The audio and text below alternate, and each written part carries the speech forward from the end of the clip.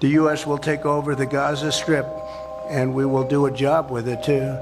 We'll own it. Qəzza zolağı Amerika Birləşmiş Ştatlarının nəzarətinə keçəcək. Amerika prezidenti Donald Trump İsrailin baş naziri Benjamin Netanyahu ilə görüşdə belə dedi. Trump açıq şəkildə bəyan etdi ki, Fələstinlilər Qəzzadan köçürülməlidir. Qəzzaya Amerika əskərlərinin göndərilib və ya göndərilməyəcəyi ilə bağlı sualı isə cavablandırmadı. Trumpın sözlərinə görə Qəzzanın yenidən inşa edilməsi üçün 5 il lazımdır. Varlı ərəb ölkələri isə Fələstinlilərin Qəzzadan çıxarılması üçün maliyyə yardım etməlidir.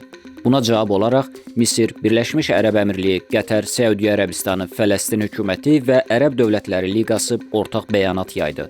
Bildirildi ki, Trumpın təklifi bölgədə sabitliyi pozacaq və yeni toqquşmalara səbəb olacaq.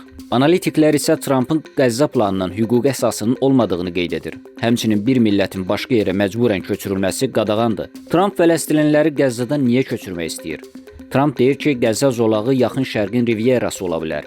Əslində Trumpın bu yanaşması yeni deyil. Daha əvvəl Trump demişdi ki, Qəzza Monakodan da gözəl ola bilər. Qəzzanın çox gözəl dəniz sahili var. Sizcə Trump Qəzza zolağını yeni riviyeraya çevirə biləcəkmi?